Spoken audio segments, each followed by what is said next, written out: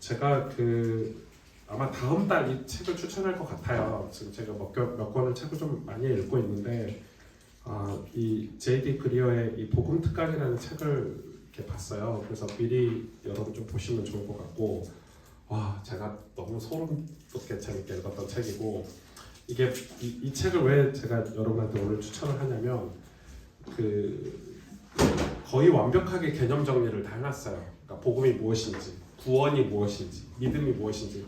제가 지금 계속해서 그 개념을 성경적으로 신학적으로 여러분하고 지금 설명을 나누고 있거든요. 우리 교회 작년 말부터. 근데 이제 그거에 대한 어떤 이 개념 정리를 예를 들어서 이런 식으로 예수님은 누구신지 이런 걸 지금 우리가 지금 공부하고 있는데, 제가 공부를 괜히 공부해서 가르치나 싶을 정도로 그냥 이 책 주면 될 것 같다는 생각이 들 정도로, 그러니까 한 10가지 불신자들이 믿지 않는 분들이 한 기독교에 대해서 궁금한 10가지 질문과 답변을 해놓은 책이에요. 그래서 선물용으로도 아주 괜찮은 책이고, J.D. 그리어는 여러분 미국에서도 유명한 복음주의 목사님 중에 되게 인정받는 목사님이고, 목회도 성공하신 분이고, 그리고 신학적으로도 흠이 없는 분 중에 한 분이거든요. 근데 이분이 이런 책들을 조금 여러 가지 담당 넘는 그리스도인들도 있고 진짜 책이 많은데, 그 중에서 이 책은 여러분이 꼭 한 권 정도 소유하고 있으면 여러분 개념 정리할 때 좀 좋을 것 같아요.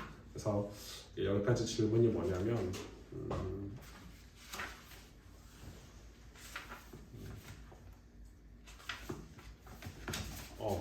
기독교란 무엇인가? 그 다음에 하나님이 계신지 어떻게 알 수 있을까? 하나님이 진짜 계시다면 왜 그분을 믿지 못하는 사람이 많은가? 우리가 궁금해하는 내용들이죠. 과연 종교가 답일까? 그리고 예수님은 누구신가? 구원은 왜 기독교 신자들은 구원받는 것에 관해 이 얘기하는가? 내가 천국에 가리라는 것을 어떻게 알 수 있는가? 내가 천국에 갈 수 있는 걸 어떻게 알 수 있는가? 그리고 종교는 기본적으로 다 똑같다? 그리고 예수 믿는 사람들은 왜 하나같이 힘들어 보일까? 우리가 지금 궁금한 것들. 영적으로 산다는 것은 무엇인가? 엄청 좋죠? 우리가 늘 가지고 있는 이슈들 아닙니까? 그렇다면 이제 우리는 무엇을 해야 될까? 그 책이, 제가 이제 어제 책을 받았거든요. J.D. 그리어 목사님 책들을 몇 권 어제 받아서 제가 이제 어젯밤에 이걸 다 읽고 지금 온 거예요. 어젯밤에 다 읽었는데 책이 너무 좋아서 여러분에게 추천을 해드립니다. 아마 제 생각에 한 4월이나 5월 달에 추천할 것 같아요. 우리 성도님들도 다 보시면 좋을 것 같고, 또 어렵지 않고, 내용도 어렵지 않고, 저는 이렇게 대형교회 목사님이 이렇게 목회하는 분을 미국에서 잘 보지 못했어요. 팀 켈러 목사님보다 훨씬 목회적으로 성공하신 분이거든요. 근데 팀 켈러 목사님하고 색깔이 조금 다른데, 훨씬 더 우리가 생각할 때는 훨씬 더 팀 켈러 목사님보다는 약간 복음주의 노선에 있는 분인데 말씀이 너무 좋더라고요. 그래서 이분 책을 진짜 제가 옛날에 한 10몇 년 전에 이분 책을 한두 번 봤을 때는 그런가 보다 이렇게 봤는데, 요번에 이제 다시 이런 분들 책을 좀 보고 있어요. 여러분 이제 이런 목사님들이 가끔 한국에 오시거든요. 왜냐면 이 아시아에 이 복음을 전하기 위해서 이제 오시는데, 그 거점되는 그 기지가 옛날에는 필리핀 이런 데가 되게 좀 강했는데, 요즘은 이제 한국이 이 교회가 원체 많이 부흥하니까 협력 관계를 많이 맺어서 이런 목사님들이 이제 한국에 되게 많이 와요. 예를 들어서 영국의 누구죠? 갑자기 생각이 안 나네요. 영국의 변증학자 누구죠? 전사님? 맥그레스 목사님도 올해 한국에 오시기로 잡혔어요. 저는 그거는 꼭 갔으면 좋겠고, 그래서 이제 교회도 광고를 좀 하려고 하고, 제가 이제 세미나 다니고 이런 걸 다닐 때 그냥 그 전에 이제 저 혼자 다녔잖아요. 이제는 성도님들에게도 광고를 좀 하고, 이런 세미나가 있고 이런 집회가 있고 이런 것들을 좀 공유를 하려고 하고, 예를 들어서 요즘 되게 유명한 그런 찬양 집회들도 되게 많이 하거든요, 서울에서. 그런 것들도 우리 청년들하고 또 같이 가고도 싶어요. 찬양 집회도 가보고도 싶고, 또 그런 목사님들 강의도 같이 듣고 싶고. 근데 이제 그런 거는 사전에 이제 요즘은 거의 신청제고, 요즘은 찬양 집회도 다 신청제예요, 사전에. 그렇기 때문에 이제 그런 것들도 여러분, 우리 교회가 진짜 좋은 목회자들과 좋은 복음운동하는 그런 단체들과 많이 지금 조인을 하고 싶은 마음이 제 마음이에요. 그래서 왜냐면 제 수준으로는 여러분을 제 수준 이상으로 성장시키기가 어려워요. 그래서 제가 이제 도움을 진짜 많이 받고 있고, 근데 아직은 좀 어색하고 우리가 좀 불편하고 좀 여유가 없고 이렇게 생각을 하는데, 아마 우리 예를 들어서 우리 젊은 대학생들이 학교에 가서 뭐 CCC다, 뭐 학교에 진짜 복음 전하는 이 대학생들하고 같이 교류하면서 저는 그게 맞다고 보거든요. 우리 교회가 그 대학을 살릴 수가 없잖아요. 그러면은 뭐 어디 내가 어디 대학을 얘기해야 돼? 여기 제일 가까운 중앙대학교를 다닌다. 그러면은 중앙대학교 안에 진짜 신실한 학교 복음 사역하는 그런 친구들 선배들하고 같이 기도하고 채플도 참석하고 그게 맞죠. 그게 맞죠. 그러니까 그런 사역들을 우리 교회가 이제 이렇게 이 좋은 교회들과 연합하고 교제하는 것들을 조금 해보려고 하니까요. 이 책을 좀 추천해드립니다. 아직도 안 오시네. 네, 이제 바로 진행하겠습니다. 전적으로 오이택 장로님 때문에 한 건데 네, 빼내고 오시겠죠. 네. 페이퍼 갖고 계시죠? 네.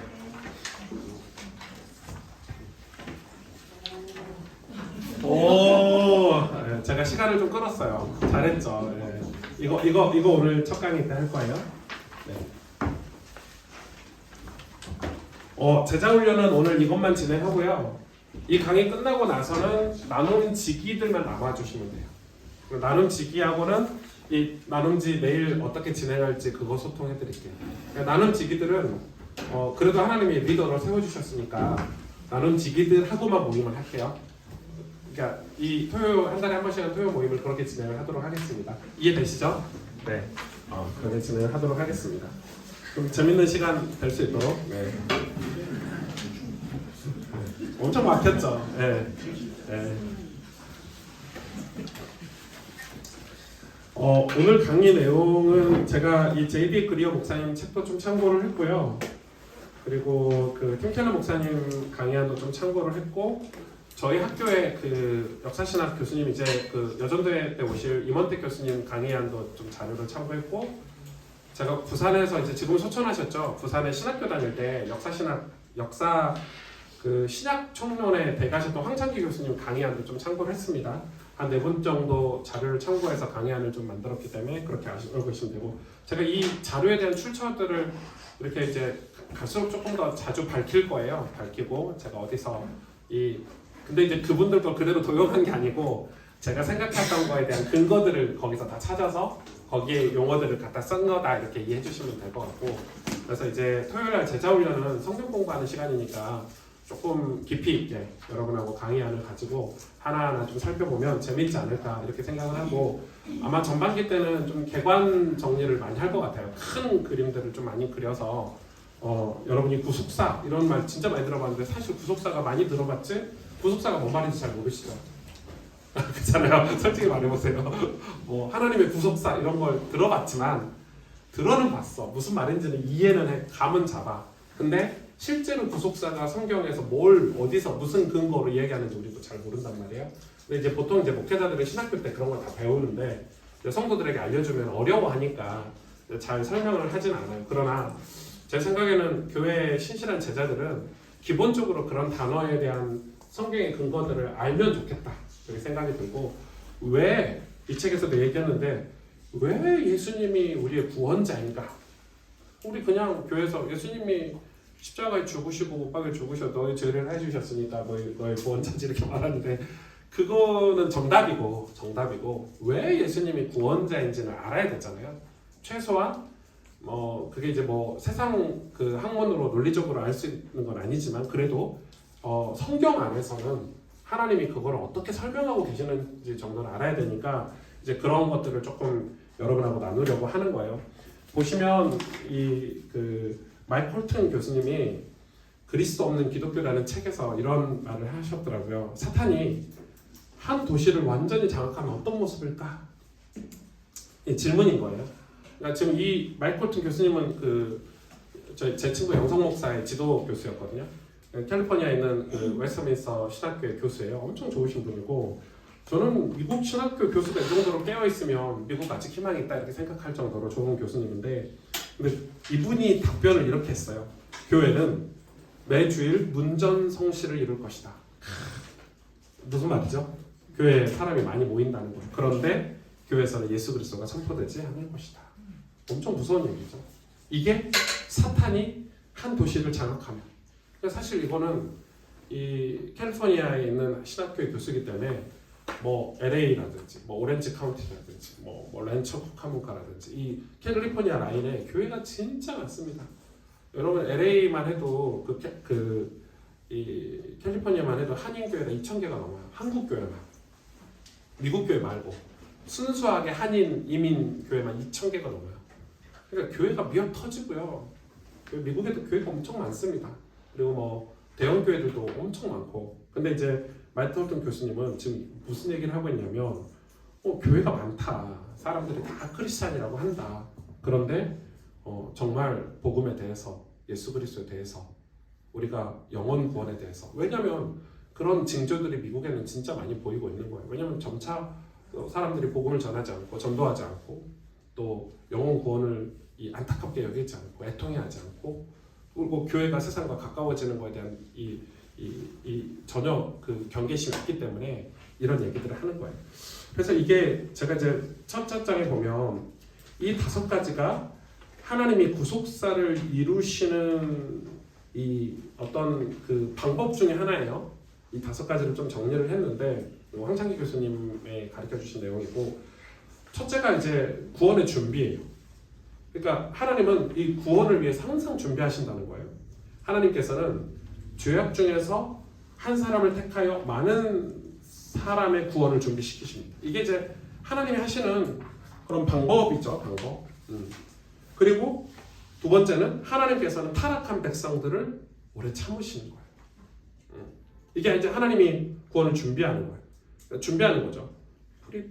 프리패레이션이라고 하나요? 준비를? 예, 영어로. 아무튼 그 준비를 하시는 거예요. 그게 구원의 준비고 또 하나는 준비한 다음에 뭐 하시냐면 엑소더스 하시는 거예요. 구출하시는 거죠. 구원, 구출. 그러니까 하나님은 자기 백성을 항상 이 구출하시는 거예요. 그래서 이 구출에 관한 내용이 중요하죠. 하나님의 구원은 언제나 기적 같은 은혜로 이루어져요. 은혜죠, 은혜. 기적 같은 은혜로. 항상. 그리고 하나님께서는 자기 백성을 구원하실 때면 언제나 사탄이 힘을 못 쓰고 무너져요. 그러니까 사탄이 엄청나게 이 강력한 것 같고 문화가 팽팽하게 이 도시와 지역을 장악한 것 같은데 하나님이 구원하실 때면 사탄이 힘 못 쓰고 무너져요. 항상 그렇죠. 그거에 대해서 제가 뒷장에 예화들을 좀 넣어놓을 거니까 살펴보겠습니다. 의인은 속임수를 써서 사탄의 공격을 넘기기도 해요. 아주 이거 좀 의아한 말이죠. 근데 실제로 이런 일이 있어요. 그러니까 속임수를 써서 사탄의 공격을 넘기기도 해요. 또 하나님은 자기 백성을 구원하실 때 전리품을 나눠주세요. 그러니까 구원하고 나서 그 승리하고 나서 전리품을 하나님은 백성들에게 나눠주시기도 합니다. 죄의 삭은 사망이죠. 그래서 하나님의 백성들은 구원받기 전에 반드시 먼저 죽어야 된대요. 이거 좀 무서운 말이에요. 이게 구약의 역사를 황창기 교수님이 정리해 놓은 거거든요. 여러분 조금 이따 이해가 되실 거예요. 구원 때에 온 세상에 하나님의 영광이 드러나요. 그리고 엑소더스는 뭐라고요? 구원의 시작이에요. 시작이에요. 그러면 이 구원이 완성되겠죠? 이 구원의 완성, 엑스태블리시먼트라고 하나요? 완성? 네, 발음이 거의 콩글리시인데 아무튼 완성이에요. 완성은 어떤 내용이 있죠? 구약에 보면 탈출 후에 안식을 누리기 위해 힘써야 한대요. 그러니까 탈출만 엑소더스만 받으면 끝나는 게 아니고 그 뒤에 안식이라는 걸 누리기 위해서 힘써야 된대요. 그리고 백성은 약속을 온전히 누리기까지 뭘 받는다고요? 연단을 받는 거예요. 그냥 완성되는 게 아니죠. 구원받고. 그리고 하나님은 그 백성과 뭘 맺으신다고요? 꼭 구출하시고 나셔서 언약을 맺으세요. 자, 굉장히 중요하죠. 그러면은 여러분 이 내용만 봤을 때는 우리가 성경을 읽을 때 이 3번 완성부터 보는 사건이 더 많을 거예요. 그러니까 제가 1번, 2번, 3번, 4번, 5번을 황창희 교수님이 이렇게 정리를 해놓으셨지만 제가 느낄 때는 이 언약부터 맺으시고 항상 우리가 보기 때문에 이 3번부터가 순서적으로 맞을 수도 있어요. 그래서 제가 뒷장에 이 구약의 예화들을 넣어놓은 거는 3번부터 넣어놨어요 주로. 자 보세요. 그리고 좀 읽어봅시다 더. 하나님은 자기 백성이 거할 거룩한 땅을 반드시 주세요.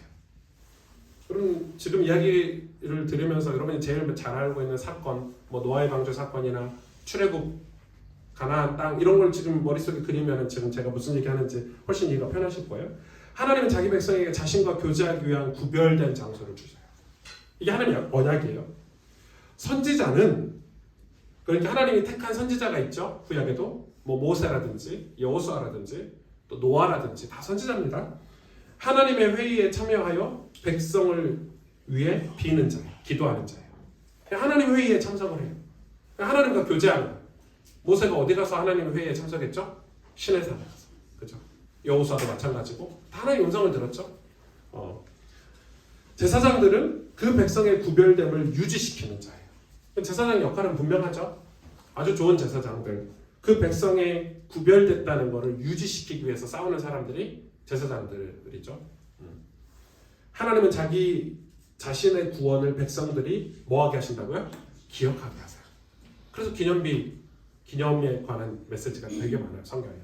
잊지 말아라 이 말이에요. 이 사건을 잊지 말아라 이 말이죠. 이 약속을 잊지 말아라. 하나님 안에서 백성들은 드디어 뭘 누리죠? 평화와 안식을 누리죠. 이게 구약의 역사에 계속 반복해요. 그리고 네 번째, 그런데 이게 계속 가나요? 안 가죠. 역사와 쇠퇴, History and Decline. 네, 아무튼 네. 역사와 쇠퇴. 이 참 반복이 돼요. 하나님 백성들은 전의 것에 눈을 돌려서는 안 돼요. 그래서 역사를 항상 기억해야 돼요. 리마인드해야 돼요. 이상규 교수님이 항상 강조하시는 거예요. 기억하라. 역사를 항상 기억해야 된다. 리멤버하라고 그래요. 리멤버하고 그걸 지금 상황에 점검하고 그리고 미래를 가야 된다. 이렇게 항상 얘기하셨거든요. 이게 똑같은 얘기죠. 인간은 하나님의 은혜를 쉽게 잊어버려요. 그게 인간이에요. JD 이 목사님이 좀 충격적인 얘기 하시더라고요. 이 목사님이 뭔 얘기 하시냐면 자기는 성도를 믿지 않는데요. 장로님들도 안 믿는데 인간은 아무도 안 믿는데 그리고 자기도 안 믿는데 근데 그게 맞아. 왜냐하면 사람을 믿는 순간 그거는 그냥 목사님 되게 교만하다 이게 아니고 성경을 빗대어서 얘기하는 거예요. 인간은 하나님 주신 복음과 약속을 되게 신실하게 신앙생활하면서도 언젠가는 하나님의 은혜를 잊어버리는 존재이기 때문에 절대 사람을 믿지 않는데요. 제 얘기 아니에요. 제이디 그리어 목사님의 얘기예요. 그러니까 저는 진짜 사람을 잘 믿는 편이거든요. 영원히 나와 함께 뭐 이런 스타일인데 제가 좀 많이 생각을 바꿔야 될 것 같아요. 타락은 뭐다고요? 혼합이다고요. 믹스하는 거. 그러니까 이 믹스되는 순간 타락이 되죠. 그리고 이거에 대한 결과가 뭐예요? 심판이죠. 저지먼트죠. 심판. 근데 여러분 심판이 나쁜 것만 아니에요. 하나님이 심판의 때를 왜 주시죠? 회개하고 돌아올 기회를 주시는 거예요. 유예 기간이거든요. 심판의 때는 고통스러울 때라고 생각하는데 인간 역사에 하나님이 회개하고 돌아올 기회를 주시는 거예요. 저거 좀 이따 설명을 해볼게요. 근데 심판은 뭐냐? 언약에 근거한 것이에요. 하나님이 약속하신 거에 대해서 그걸 어겼을 때 받는 게 심판이에요. 그러니까 하나님이 그냥 감정대로 기분대로 심판을 내리시는 분은 아니라는 거죠. 하나님은 심판하시기 위해 뭐 한다고요? 반드시 강림하세요. 그러니까 하나님이 심판하시기 위해서는 반드시 강림하세요. 이거 굉장히 중요해요. 하나님의 심판은 온 우주적인 심판이에요. 우리는 이 하나님의 심판을 이 부분적이라고 생각하는데 온 우주적인 거예요. 그러니까 이 어떤 한 개체에게 심판을 베푸시는 게 아니에요. 심판은 약속에 근거한 거기 때문에 온 인류가 같이 받아요. 그래서 여러분 이런 거예요. 이 나라가 예를 들어 대한민국이 하나님 심판을 받아서 경제적인 어려움을 겪고 있다. 그러면 신실한 믿음의 사람들도 그 경제적인 어려움을 같이 겪는 거예요. 이해가 되세요? 지금 그 이야기예요. 이 온 우주적이라는 단어는. 저는 이거 신학교 다닐 때 항상 교수님에게 들었는데 까먹고 있었어요. 그게 무슨 말인지. 저는 심판이 철저하게 개인 거라고 생각을 했는데 그게 아니에요. 심판은 온 우주적인 거예요. 여러분 이 나라가 우상을 섬기고 악행을 저질러서 우리나라가 무슨 뭐 재앙이 없다면 우린 재앙 피할 수 있습니까? 없어. 우리도 똑같이 당해요. 그러나 우리의 피하는 방법은 그때 우리는 제사장이 되고 선지자가 돼서 나라를 위해서 기도하고 믿음의 사람들이 이 하나님 앞에서 서는 거지. 우리가 당하는 육신적인 그런 우주적인 심판은 똑같이 다 받아요. 그 얘기를 하는 거예요. 노아의 홍수, 노아가 피했나요? 안 피했죠. 홍수를 똑같이 받았어요. 그러나 노아는 방주를 지어서 피했을 뿐이에요. 그러니까 그 홍수 자체를 피한 게 아니잖아요. 노아한테는 비가 막 안 내리고 이런 게 아니잖아요. 그러니까 그 심판에 대해서 지금 얘기하는 거예요. 우주적이라는 거는. 심판은 하나님과 교제할 수 없게 되는 거예요. 그러니까 이게 심판의 핵심 용어예요. 심판은 하나님과 교제할 수 없게 되는 거예요. 이게 심판의 가장 중요한 핵심이에요. 그러니까 우리가 심판 이러면 막 가뭄이 있고 기근이 있고 이런 것만 심판이라고 하지만은 바벨탑 사건 때 보세요. 온 인류가 다 엄청난 부의 경제를 누렸어요. 근데 하나님과 교제가 없었잖아요. 네피림 시대 때 말하는 거예요. 엄청나게 부어있어요. 도시가 발전하고. 근데 하나님과 교제가 없었기 때문에 그때는 심판돼요. 네피림은 인류 역사로 볼 때는 가장 번성한 때지만은 경제가 발전하고 문화가 발전한 때지만은 성경으로 볼 때는 심판때예요. 그러니까 네피림 때 하나님은 이 구원을 준비시키신 거예요. 그렇게 역사를 보시면 되겠죠. 그래서 심판 전에 반드시 뭐가 전파되죠? 복음이 전파돼요. 하나님이 왜냐하면 회개하고 돌아올 기회를 주시려고 이 심판을 계획하시고 그 심판 때 사이에 반드시 복음을 전하게 하세요. 그래서 뭐 예를 들어서 요나 선지자가 그 섬에 복음을 전하러 가는 거죠. 하나님은 그 심판 전에 반드시 복음을 전하도록 하나님 기회를 주신다는 거예요. 이게 이 5가지가 하나님의 이 구속사 어떻게 표현할까요? 하나님이 하나님이 당신의 백성을 구원하시는 어떤 기본적인 이 패턴이에요. 패턴. 약간 플롯이라고도 하는데 이 5가지로 성경을 보시면 성경이 거의 다 이해가 되실 거예요. 이해가 되시고 그리고 이 관점으로 한번 구속사를 살펴봅시다. 이제 구속사를 보는 거예요. 뒷장에 구속사를 넘겨보시면 제가 정리를 좀 깔끔하게는 못했습니다. 바빠가지고 막 점점점 이렇게 해놨는데 이제 저와 여러분이 이제 공부하는 거예요. 자, 제가 5개 기초 그 개념을 여러분하고 좀 공부를 했기 때문에 여기서 살펴보시면 될 것 같죠? 자, 첫 번째 볼까요? 에덴 동산 아담과 하와부터 이제 보는 거예요. 하나님의 창조 사역은 뭐죠? 하나님과 교제니까 이건 엑소더스라고 볼 수 있겠죠. 그죠? 이건 엑소더스라고 볼 수 있겠고 아담은 뭐예요? 아담 언약은 씨죠, 씨. 하나님이 아담을 씨로 이 땅에 보내셨잖아요. 그리고 에덴 동산은 땅이죠. 진영, 땅 이렇게 얘기를 하고 있어요. 창세기 3장 8절에 보면 진짜 재밌는 얘기가 있거든요. 제가 여러분 성경 있으면 찾아보시고 제가 찾아서 좀 읽어드릴게요. 저는 미리 찾아왔습니다. 창세기 3장 8절에 보면은 이제 이런 말씀이 있어. 창세기 3장 8절에 그들이 그날 바람이 불 때 동산에 거니시는 여호와 하나님의 소리를 듣고 아담과 그의 아내가 여호와 하나님의 낯을 피하여 동산나무 사이에 숨은지라 이렇게 돼 있어요. 근데 이제 보통 이 본문을 해석할 때 이제 바람 부는 거에 너무 많은 목회자들이 포커스를 맞추는데 저는 볼 때 이게 바람 불 때가 중요한 게 아니고 물론 바람 부는 게 이제 뭐 성령의 날에 뭐 이런 식으로 이야기할 수도 있는데 너무 알레고리적 해석이고 중요한 거는 하나님이 그날 동산에 뭐 하셨다고 하죠? 거니셨대요. 걸으셨다. 거니시다. 이게 할라크라는 단어의 거니시다가 히브리어로 할라크인데 이 할라크 단어가 뭐하고 똑같은 단어냐면 임재하고 똑같은 거예요. 그러니까 하나님의 임재. 임재. 이 임재에 대해서 여러분 제가 이야기 진짜 많이 하죠. 이게 이제 할라크 거니시다. 이 히브리어는 못 쓰니까 안 쓸게요. 할라크라는 히브리어인데 이게 거닐다 이렇게 얘기하는 거예요. 그 말은 무슨 말이냐면 하나님이 에덴 동산에 이 거룩한 땅에 하나님이 거닐고 계셨어요. 거기에 아담과 하와가 살고 있었던 거예요. 그래서 교제하고 있었던 곳이에요.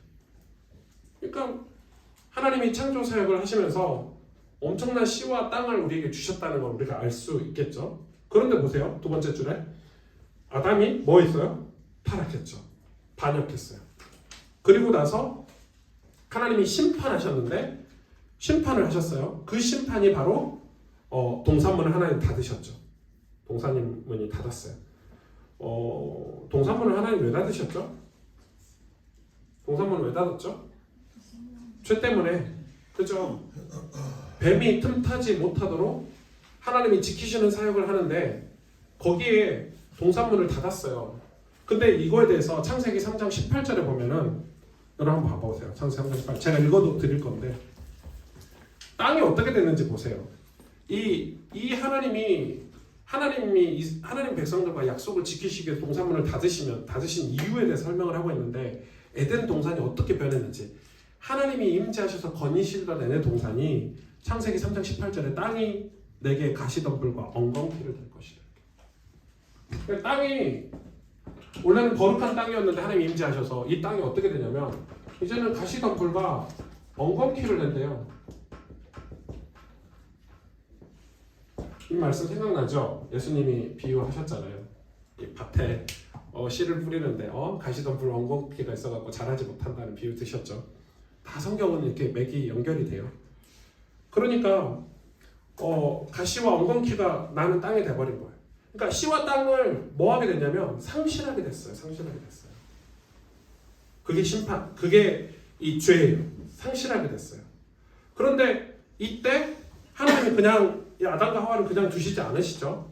어떻게 하셨어요? 자기 백성을 구출하셨죠. 그게 뭐죠? 엑소더스 하신 게 가죽옷이에요. 가죽옷을 지어 입히셨잖아요.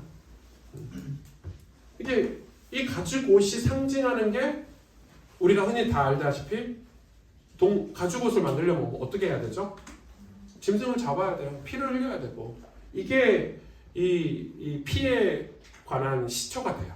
언약에 관한 시초가 돼요. 그 예수님 피 흘려주셔서 우리를 죽으셨다는 이 피에 관한 얘기를 하는 거예요. 왜냐하면 죄의 삭은 사망이에요. 사망. 여러분 죄는 죽는 거예요. 그렇기 때문에 죄를 해방하기 위해서는 이 죽음을 인지를 하고 있어야 돼요. 하나님 백성들이. 근데 우리는 죄를 지으면 죽는다는 개념이 우리한테 없어요. 지금. 없다니까요. 우리가 죽는 것도 죄 때문에 죽는 건데 육신적인 죽음도 이 죄가 사망, 지옥으로 간다라는 영적인 이 하나님의 진노, 심판에 대해서 우리 지금 그런 개념이 없잖아요. 왜냐하면 죄 지을 때 여러분 내가 죽는다 이러면은 죄를 안 짓겠죠. 그러면 죄를 계속 짓잖아요. 아직 그런 개념이 없기 때문에. 그래서 하나님은 이 죽음, 짐승을 잡아 죽임으로써 죄에 대한 인식을 성도들에게 시키는 거예요. 자기 백성들에게. 너희 죄가 얼마나 큰 줄 아느냐. 너희 죄가 얼마나 어마무시한 건 줄 아느냐. 그래서 가죽옷을 입히시는 거는 굉장히 의미 있는 거죠. 그리고 에덴 땅에 이 아담이 하와가 제단을 쌓아서 하나님을 예배하게 만드시죠. 그런데 좀 넘어가 볼까요? 그 다음으로 가보면 그 다음 세대가 이제 가인이죠. 가인이 타락했죠. 여러분 가인이 타락했죠. 네. 가인이 엄청난 타락을 했어요. 그 가인 타락했는데 하나님은 아벨을 세워서 뭘 준비하시죠? 구원을 준비하세요. 구원을 준비하시고 그런데 가인의 제사를 하나님 받으셨나요? 안 받으셨어요. 왜요? 가인의 제물을 받지 않았어요. 물론 여러 가지 말이 있어요. 뭐 짐승을 잡지 않아서 그렇다. 또 뭐가 뭐여서 그렇다. 뭐 여러 가지 말들이 있는데 뭐 신학적으로 이것도 논쟁이 진짜 많이 되는 영역이라서 아무튼 하나님이 가인의 예배를 받지 않으셨어요. 그 말은 나중에 그게 이 열매로 드러나죠. 왜냐하면 가인이 아벨을 죽였잖아요. 그 말은 가인이 짐승을 드렸냐, 뭐 농산물을 드렸냐 그게 중요한 게 아니고 가인이 그런 사람이었다는 거예요. 이해 가시죠? 그래서 하나님이 아벨이 죽었어요. 이 아벨이 죽은 거를 이제 신학적인 용어로 이 명시적 종말이라고 그러거든요. 그러니까 이게 명시적 종말은 여러분 이게 죄송합니다. 좀 어려운 말 써서 저도 다른 말이 몰라요. 저도 이렇게 배웠기 때문에. 근데 저는 이해를 하거든요. 구약에는 명시적 종말이라는 게, 그러니까 이 패턴이, 이 5가지 패턴이 계속 돌아가요. 왜 이 5가지 패턴이 계속 돌아가죠? 그래야 전체 패턴을 이해할 수 있기 때문에. 하나님이 우리 인류의 구원을, 이 역사의 구원을 설명하시기 위해서 이 이스라엘 백성을 선택하셔가지고 이 5가지 패턴으로 계속 돌아가는데, 이 패턴이 끝날 때 종말이, 그러니까 완전 종말은 아니지만, 완전 종말은 예수님이 오셔야 되잖아요. 그 종말을 우리에게 가르치기 위해서 명시적 종말을 해주시는 거예요. 명시하시는 거예요. 이 종말을, 이게 종말이야 라고 우리에게 가르치시는 거예요. 그러니까 이 명시적 종말이 뭐냐면 아벨이 죽은 거예요. 그렇죠? 아벨이 죽었어요. 창세기 4장 3절을 기록하고 있죠. 예. 세월이 지나매 가인은 땅의 소산으로 제물을 삼아 여호와께 드렸고 아벨은 자기의 양의 척들, 이거 뭐 이렇게 말씀하셨는데 이때 명시적 종말이에요. 아벨이 죽었어요. 그거에 대해서 베드로 전서 4장 17절에 보면, 한번 볼래요? 베드로 4장 17절에 제가 읽어드릴게요. 하나님의 집에서 심판을 시작하실 때가 되었나니 만일 우리에게 먼저 하면 하나님의 복음을 순종하지 아니하는 자들의 그 마지막은 어떠하며, 이렇게 기록하고 있거든요. 이게 지금 가인의 집에서 하나님의 심판을 시작하는데, 하나님의 집에서 심판을 시작하는데 만일 우리에게 먼저 하면 하나님의 복음을 순종하지 아니하는 자들의 그 마지막은 어떠하며, 이렇게 얘기를 하고 있어요. 그러니까 가인에 대해서 분명히 성경은 이런 얘기를 하고 있는 거예요. 예배를 실패하고 하나님께 온전한 예배를 드리지 않아서 하나님과 교제가 없었고 하나님의 씨앗으로 준비가 안 된 가인의 예배가 명시적 종말로, 그래서 그 결과가 어떻게 됐는지에 대해서 얘기를 하는 거예요. 그리고 나서 이 하나님이 나중에 새로운 씨를 찾으시죠. 그 새로운 씨가 누구예요? 셋이에요. 셋. 이건 후손이죠. 후손인데 이 가인의 후손이에요. 왜냐하면 아벨은 죽었고 명시적 종말로 끝났어요. 그러면 이 셋이라는 인물을 또 하나님이 세워서 셋을 통해서 제단을 쌓게 하시는 거죠. 이 제단을 쌓게 하시는 게 하나님의 뜻이에요. 그리고 보면 셋의 후손이 또 타락해요. 셋의 후손이 타락하는데 왜 타락하죠? 셋의 후손이 여러분 누구죠? 창세기 6장 13절 보세요. 네, 창세기 6장 13절에 여러분 잘 따라하고 있나요? 네. 창세기 6장 13절에 하나님이 노아에게 이르시되 모든 혈육 있는 자의 포악함이 땅에 가득함으로 그 끝날이 내 앞에 이르렀으니 내가 그들을 땅과 함께 멸하리라, 이렇게 얘기하고 있어요. 이게 또 명시적 종말이죠. 하나님 다 멸하시겠대요. 왜요? 셋의 후손이 혼합했어요. 네피림 시대잖아요. 누구하고 누가 섞였죠?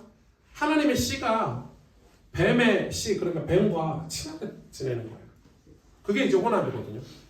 제가 그 혼합이 바로 하나님이 심판하실 수밖에 없는 사건인 거예요, 인류에. 그러니까 하나님의 백성이 뱀과 가까이 지내면 하나님 심판하실 수밖에 없는 어떤 자동적인 하나님의 약속인 거예요, 그게. 그래서 셋의 후손이 그래서 마음이 완전 강포해지고 폐괴해졌다, 폐괴. 저는 이 폐괴라는 단어를 처음 들어봤어요, 황창기 교수님한테. 그때 들을 때 하도 제가 어릴 때니까 20대 초반이니까 이런 단어를 깊이 듣진 않았는데 이제 자료를 찾아보니까 교수님이 이 단어를 진짜 많이 썼거든요. 폐괴. 저는 이게 파괴를 잘못 못한가 이렇게 했는데 폐괴. 이거 100% 황창기 교수님 글이에요. 강포와 폐괴. 여기 여러분 씨와 뱀이 또 섞인 거예요. 그래서 이 씨의 문제를 해결하기 위해서 누구를 준비를 하셨냐면 노아가 아니에요. 에녹을 준비하셨어요. 자, 에녹 유다서 1장 14절 보세요. 이거 한번 찾아보세요. 유다서 신약 성경입니다. 구약은 찾아봐도 못 찾아요. 유다서 1장 14절. 저는 에녹에 대해서 이렇게 기록한 게 이 유다서에 있어요. 아담의 7대손 에녹이 이 사람들에 대하여도 예언하여 이르되 보라, 에녹이 예언한 거예요. 주께서 그 수만의 거룩한 자와 함께 임하셨으니. 그러면서도 이는 뭇 사람을 심판하사 15절에 모든 경건하지 않은 자가 경건하지 않게 행한 모든 경건하지 않은 일과 또 경건하지 않은 죄인들이 주를 거슬려 한 모든 완악한 말로 말미암아 그들을 정죄하려 하심이라 이렇게. 누가요? 누가 이 이야기했다고요? 에녹이요. 에녹은 알고 있었던 거예요. 당시 네피림 시대 때 이 후손들이 이 강포하고 폐기한 사실을 두고 이런 예언을 했다는 거예요. 그래서 에녹뿐만 아니라 제가 볼 때는 라멕도 비슷한 얘기를 했어요. 그러니까 깨어있는 사람이 있었어요. 이렇게 깨어있는 사람이 있었고 아담의 7대 후손이 에녹인데 이 하나님이 이걸 예언하시고 이 선포하신 거예요. 복음을 선포하신 거죠. 이 복음을 누가 들었을까요? 노아가 들었겠죠. 네, 중요한 거예요. 우리가 복음을 전하는 건 굉장히 중요한 거예요. 그리고 나서 이 하나님이 복음을 전할 사람을 준비해 놓으시고 심판하신 거예요. 그게 대홍수잖아요. 이때 노아를 통해서 이 노아의 방주는 뭐가 되죠? 이 엑소더스가 되겠죠. 네, 노아의 방주. 그리고 노아의 방주가 끝나고 나서 노아와 하나님은 언약을 맺어요. 그 전에 언약을 안 맺습니다. 여러분 아시다시피 노아의 방주가 끝나고 나서 무지개 언약이 나오잖아요. 그러니까 방주 사건이 끝나고 나서 노아와 언약을 맺어요. 이 패턴이 구약 성경 내내 똑같습니다. 거의 일치합니다. 노아는 노아는 어떤 사람이죠? 노아는 이 이스라엘 백성 하나님 시에 대한 대표자죠, 대표자. 중보자이기도 해요. 이 노아가 어디서 제단을 쌓죠? 아라랏산에서 제단을 쌓습니다. 하나님 예배합니다. 제단을 쌓는 거예요.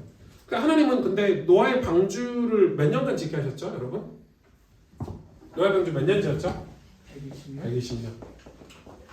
이게 하나님이 심판하시겠다고 말씀하신 후에 120년이에요. 왜 이 기간을 주셨다고 아까 제가 처음에 설명했죠. 하나님이 회개하고 돌아올 기회를 주시는 거예요. 말세하고 똑같죠. 회개하고 돌아올 기회를 주시는 거예요.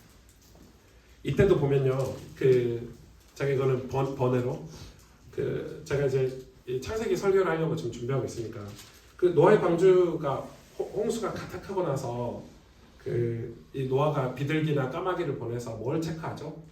물이 빠지는 걸 체크하죠. 근데 그 물 빠질 때 바람이 불어서 물이 빠졌다고 얘기해요. 하나님의 영이 이 물을 빠지겠다 뭐 이런 얘기가 있어요. 그러니까 바람이 불어서 이 물이 빠지게 해요. 나중에 이 노아가 이 노아의 방주에서 나오잖아요. 나와서 뭐 했냐면 안식을 얻었대요. 심판이 끝나고 나서는 안식이요. 100%. 심판이 끝나고 언약의 백성은 안식이라는 걸 얻어요. 근데 이 안식이라는 단어가 누아거든요. 누아. 히브리어로 누아라고 해요. 누아. 이게 안식이라는 단어예요. 쉼이라는 단어이기도 하고, 근데 이 누아가 정확하게 번역을 해보니까 머무르다 이런 단어의 뜻이더라고요. 그래서 이제 어떤 신학자는 이 안식을 원래 인간이 있던 자리에 머무르다, 하나님 안에 있다, 하나님과 함께하다, 하나님과 함께 머무르다. 이 단어가 어디에도 있죠? 아담이 에덴 동산에 머무르다 할 때도 누아라는 단어를 써요. 근데 이 머무르다 누아라는 단어가 지금 오늘 우리가 이야기하는 안식이라는 단어예요. 그러니까 우리 인간의 위치, 우리 위치 이런 거를 지금 다 성경은 단어로 설명할 수가 있다고 저는 생각이 드는 거예요. 그리고 보세요. 그리고 노아의 후손이 또 타락합니다. 네. 이게 레파토리예요. 지금 계속 돌고 있죠. 또 타락합니다. 셈 계열 타락해서 바벨탑 사건이 이때 나죠. 노아 때는 네피림 시대고 바벨탑 사건은 이때네요. 노아의 후손이 타락해서 바벨탑 사건이 또 벌어지죠. 이때 누가 준비가 되냐면 하나님이 심판을 그냥 심판만 하시고 끝내는 게 아니니까 또 구원을 준비하세요. 그게 누구냐면 벨렉이라는 사람과 데라라는 사람이에요. 벨렉, 데라. 셈의 후손이 바벨탑 사건을 일으키는데 창세기 11장에 보면은 이 바벨탑 사건에 셈의 후손이 가담을 해요. 가담을 한다는 게 뭔 말이죠? 혼합됐다는 거잖아요. 여러분, 교회가 세상과 혼합된 순간 심판입니다. 아셔야 돼요. 지금 그 이야기 지금 계속 하는 거예요. 혼합되면 심판이 와요. 심판 때는 하나님 심판대를 이렇게 두시고 회개하고 돌아올 기회를 주시고 심판이 끝나면 또 하나님 백성들과 새로운 약속을 하시는 거예요. 이게 구약의 역사라는 거예요, 지금. 그래서 하나님이 이 벨렉과 데라를 준비하시죠. 그리고 하나님이 심판하시죠. 흩어버리잖아요. 그때 뭐가 없어졌죠? 언어를 흩어버리셨잖아요. 예. 바벨탑만 없었으면 우리가 이렇게 영어 공부 이런 거 안 해도 되는데 진짜 이러면서 우리가 맨날 그러잖아요. 예. 근데 그 인류의 죄 짓는 인간들은 다 말로 죄 짓잖아요. 그 뭐 나치들도 그렇고 공산당도 그렇고 만약에 전 인류가 언어가 하나였으면 뭔 일이 벌어질지 몰라요. 언어라도 다르니까 그나마 좀 서로 덜 싸우고 이렇게 살지 않나 이렇게 생각이 들 때도 있어요. 예. 아무튼 네. 이때 또 누굴 부르시죠? 하나님은 예. 아브라함을 부르시죠. 창세기 12장. 그러니까 심판 뒤에 바로 하나님은 또 엑소더스를 준비하십니다. 이 엑소더스가 바로 아브라함이에요. 그리고 하나님은 아브라함에게 언약을 또 세우시죠. 내가 너로 큰 민족을 이루겠다. 그게 아브라함 언약이에요. 그리고 아브라함 나중에는 세월이 정말 많이 지나서 제단을 쌓잖아요. 그죠? 제단을 쌓습니다. 이건 너무 잘 아시니까 제가 간단하게 정리했어요. 또 넘어가 볼까요?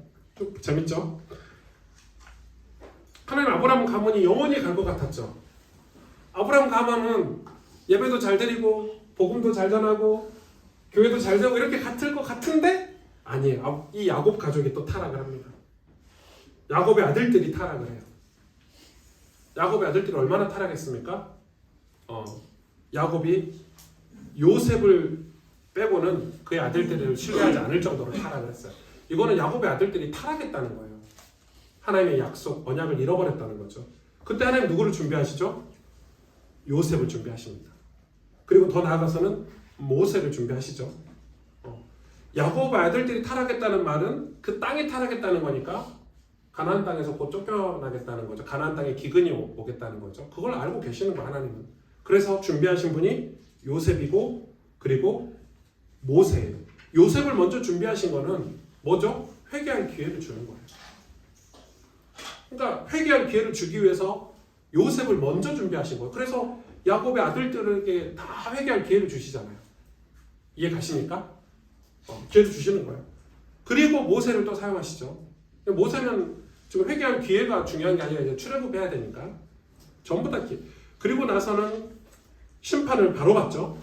심판이 뭐였습니까? 애굽의 종살이였어요. 430년간. 그게 심판이에요. 기근 이런 것들이 다 심판이에요. 그리고 하나님의 엑소더스를 또 하시죠. 출애굽기 3장 8절에 출애굽을 드디어 하십니다. 이 출애굽을 홍해 도하라고도 합니다. 홍해를 건너갔으니까.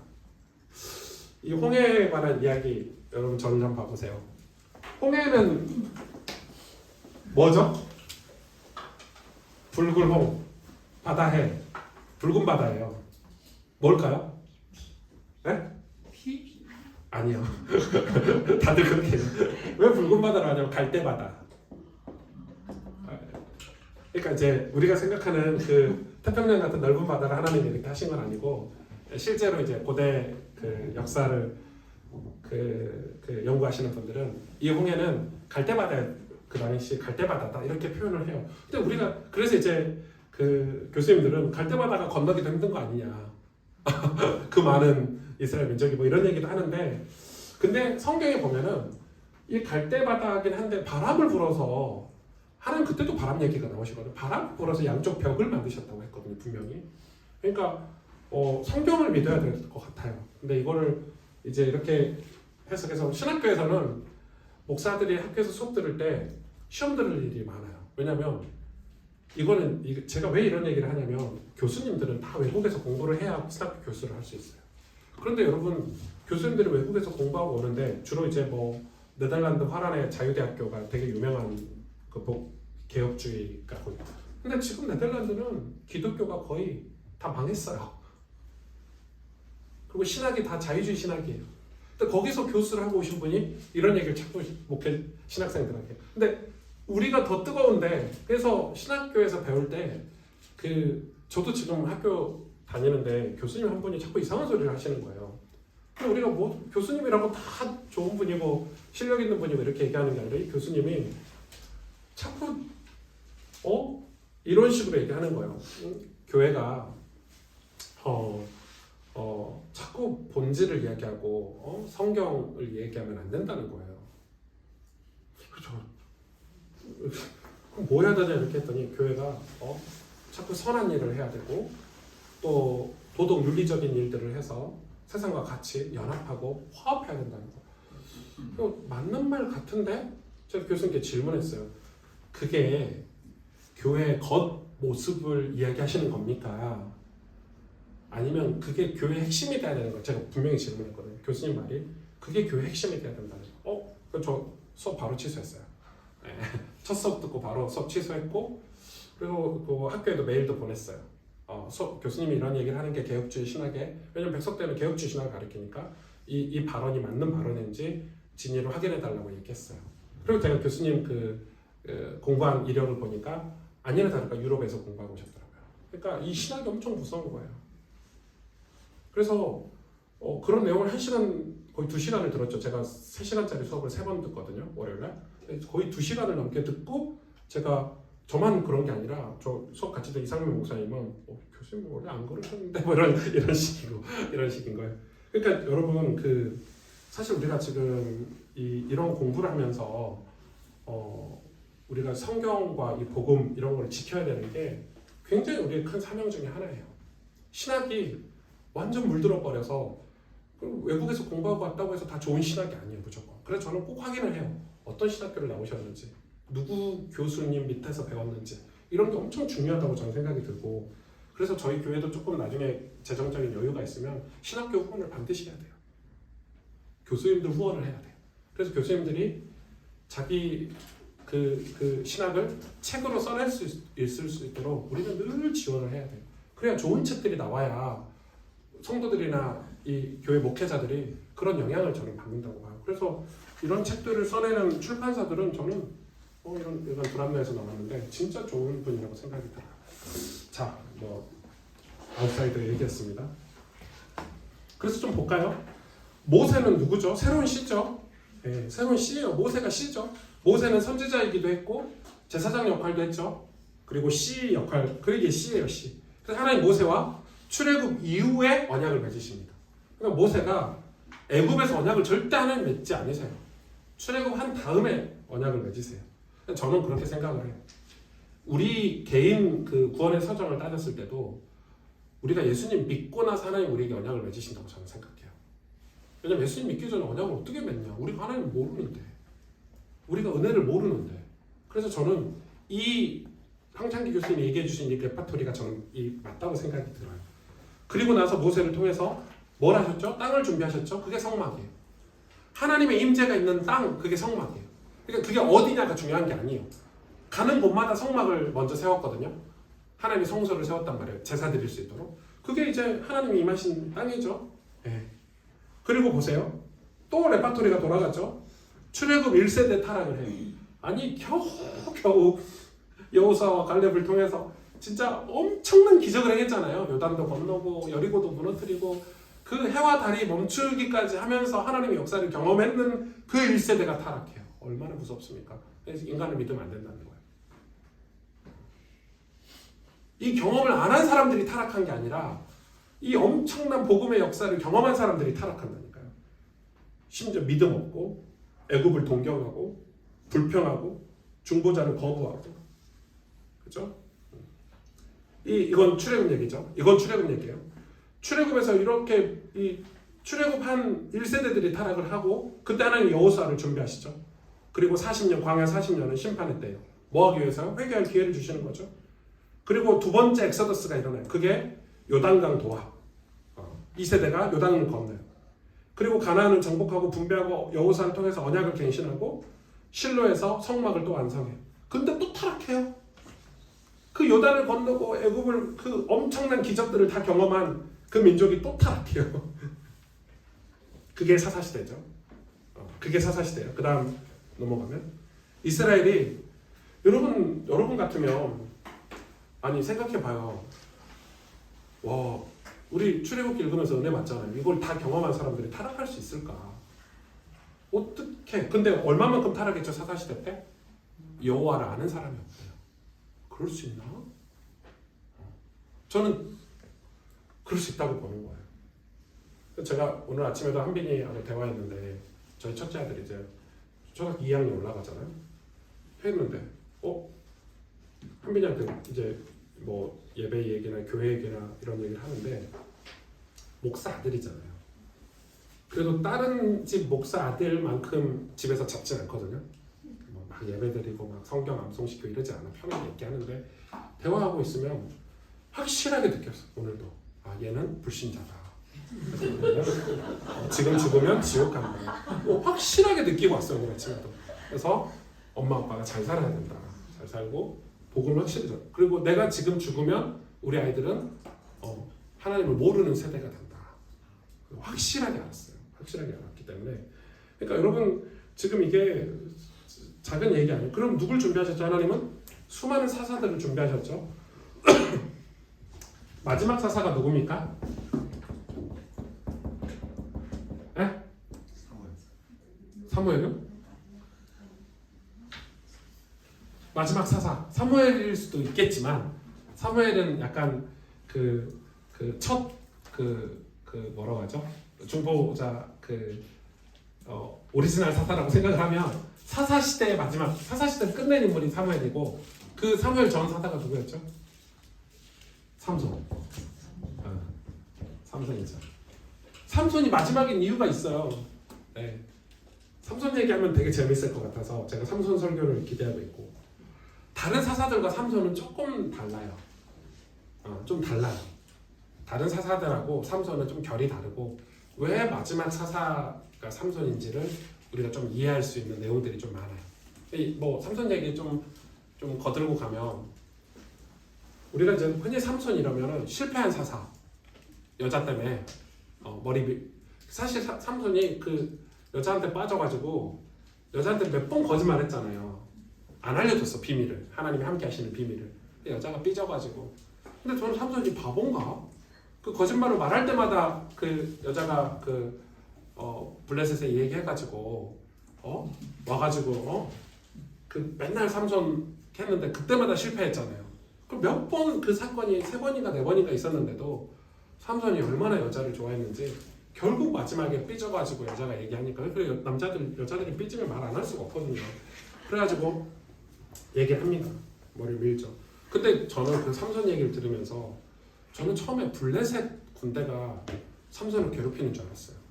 거기 보면 뭐가 나오죠?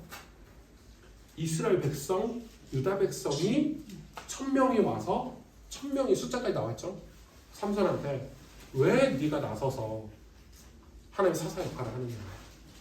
우리 지금 잘 살고 있는데 우리 아무 문제 없이 지금 블레셋과 좋은 관계를 맺고 있고 이렇게 화평하게 잘 살고 있는데 왜 네가 와서 하나님이 심판을 우리한테 얘기하느냐 하고 삼손을 완전 밀어내는 장면이 나옵니다. 그 장면을 보면서 예수님의 모형을 거기서 찾아요. 예수님이 자기 땅에 자기 백성의 몸에 자기 백성이 영접치 아니었다. 인자가 자기 마을에 왔는데 머리 둘 곳이 없다 이런 얘기를 거기서 삼손도 그래서 사실은 삼손이 왜 그런 삶을 살았는지에 대해서 이해가 되는 부분이 있어요. 왜? 자기 민족을 위해서 하나님께 힘을 받고 자기 민족을 도우려고 했는데 자기 민족이 삼손의 도움을 다 거부했거든요. 아주 슬픈 스토리가 많아요. 재밌어요. 그거 보면서 우리도 그럴 수 있겠다. 저는 이제 목회자니까 목회자가 환영받는 경우가 많지 않거든요. 여러분도 솔직히 그렇지 않아요? 저 일주일 동안에 전화 오잖아요. 목사한테 전화가 오는 케이스는 어떤 케이스일까요? 다 문제 있을 때. 집안에 문제가 있거나 자기 삶에 문제가 있을 때 목사한테 전화하지 좋은 일 있을 때 저한테 전화 오는 케이스는 1년에 한두 건 치사해요. 성도님들, 장로님들 뭐 집안에 좋은 일 있거나 자기 인생에 좋은 일 있으면 절대 연락 안 하십니다. 자기들끼리 뭐 파티하고 이렇게 하지. 근데 집에 문제 있을 때 목사 찾아요. 감사하죠. 그게 목사 역할. 그래서 제가 그 얘기를 서운하고 섭섭해서 하는 얘기가 아니고 그게 목사의 삶이라는 거예요. 그게 목사가 살아내야 될 삶이라는 거예요. 그러려고 목사를 섬겼어요. 그거를 이제 성경을 보면서 저는 목사의 정체성도 찾는 거죠. 뭔 얘기하다가 넘어가 봅시다. 그래서 사사시대 때 하나님은 사사들과 사무엘을 준비하시고 심판하시는 게 심판이 뭐죠? 이방에게 넘기시죠. 이스라엘 백성을 이방의 종이 됩니다. 그리고 이때 엑소더스를 또 하나님 하십니다. 출실로 출블레셋 블레셋과 실로의 종이 됐잖아요. 하나님은 언약궤도 빼앗겼어요. 근데 거기서 다시 분리를 시켜주시죠. 여러분 이스라엘 백성이 자꾸 블레셋을 좋아했단 말이에요. 그래서 블레셋과 화합해버렸어요. 그게 심판의 이유인데 아예 종이 돼버렸죠. 그래서 하나님은 그들과 멀어지게 하는 거예요. 여러분 이게 지금 제가 뭘 얘기하고 있죠? 창세기 3장 15절을 기억하고 이 얘기를 들으셔야 돼요. 하나님은 뱀의 후손과 여자의 후손 사이에 뭘 만드셨다고요? 적개심. 그 단어를 잊지 않으셔야 돼요. 이번 주 돌아오는 주일에 그 이야기를 할 건데 그래서 멀어져야 돼요. 여러분 하나님의 씨와 이 뱀의 씨가 후손이 가까워지면 안 돼요. 거기에 전쟁이 있고 거기에 싸움이 있는 거예요. 우리가 흔히 영적인 전쟁이 뭐냐 이렇게 얘기했을 때 그 싸움이죠. 치열하게 싸워야 돼요. 그래서 하나님은 다윗을 통해서 언약을 다시 맺으시죠. 성전에 관한 언약을 맺으십니다. 다윗은 피를 많이 흘려서 다윗 때 성전을 완성 못하고 누가 성전을 완성을 하죠? 솔로몬 때. 이 성전을 나중에 예수님이 파기하시죠. 그러나 이 성전을 완성하면서 다윗에게 확실한 언약이 뭐죠? 하나님의 임재, 하나님이 우리의 만왕의 왕이시다. 만왕의 왕이 뭔 뜻이죠, 여러분? 왜 만왕의 왕이라고 그러죠? 모든 왕의 왕이잖아요. 만유의 주제. 모든 주의, 모든 이 주인의 그 위의 주인이라는 거죠. 다윗이 진짜 많이 썼던 단어예요. 만군의 여호와는 뭐죠? 모든 군대 하나님. 다윗은 이 전쟁 그 군사였기 때문에 전쟁력을 엄청 많이 썼어요. 근데 모든 군대의 만군의 여호와 이런 단어를 다윗이 진짜 많이 썼는데 그거 다 의미가 있어요. 왜냐하면 지금 우리가 전쟁 중이라는 거예요. 왜 구약에 계속 전쟁 얘기를 하냐면 우리가 지금 뱀의 후손과 여자의 후손이 전쟁 중이라는 걸 이야기하고 있는 거예요. 근데 그 적개심이 사라지는 순간 우리는 혼합하게 되고 혼합하게 되는 순간 어떻게 되죠? 심판을 받아요. 죄예요, 죄. 우리 하나님과 가까이 지내야 되는지 죄와 가까이 지내야 되는지 그 선택을 우리가 해야 되는 거예요. 심판 때 우리에게 구원할 기회를 주시는 거예요. 그리고 보세요. 다윗이 솔로몬 이후에는 어떻게 됐죠? 북이스라엘과 남유다가 타락했잖아요. 북이스라엘과 남유다가 나눠졌는데 자손들을 통해서 양쪽 다 타락했어요. 북이스라엘이 먼저 타락했고 나중에 남유다가 타락했어요. 하나님 언약은 남유다로 흘러가긴 하는데 남유다도 똑같이 타락했어요. 북이스라엘보다 좀 버티긴 했는데 조금 더 버텼지. 그때 누굴 준비했죠? 하나님은 선지자들. 뭐 에스라나 느헤미야나 이때 나온 선지자들이에요. 그래서 여러분 에스라서나 느헤미야서는 이때 관련된 말씀들이 주로 이루고 있죠. 그때 심판이 뭐냐면 북이스라엘과 남유다가 어떻게 됐죠? 완전 망했죠. 완전 쫄딱 완전 망했습니다. 완전 주변의 그 강대국들 때문에 완전 망했습니다. 그래서 또 엑소더스를 하시는 거죠. 출 바벨론, 출 이스라엘. BC 586년에 솔로몬 성전이 이때 파괴가 되죠. 그리고 예루살렘 성전이 건설이 되는데 새 언약, 스룹바벨 성전이 완성되는 이런 스토리들이 이때 다 일어나요. 근데 이게 지금 제가 처음에 얘기했던 레파토리에서 똑같이 벌어지는 일이에요. 자, 그리고 나서 보세요. 이제 마지막이에요. 구약이 여기서 끝나요. 그리고 신구약 중간기, 제가 중첩기라고 했죠. 언약의 중첩기, 중간기가 타락을 해요. 예수님 당시에 이스라엘을 얘기해요. 이 중간기는. 그러니까 구약인데 신약으로 아직 들어서기 직전이죠. 그때가 약 몇 년 정도죠? 약 500년 정도죠. 약이에요. 정확하지 않으니까.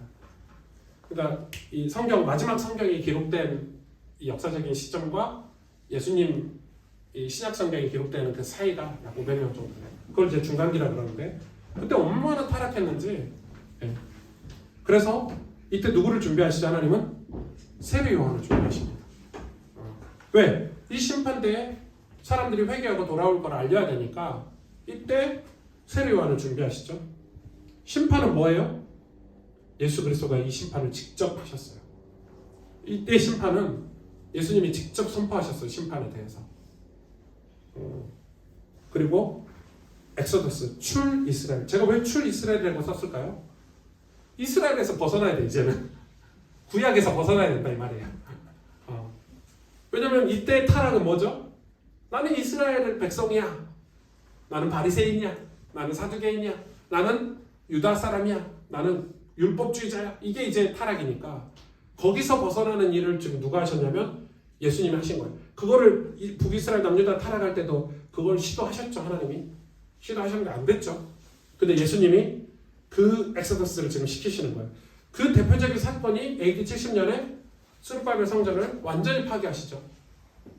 이제 너희의 성전은 바로 나야.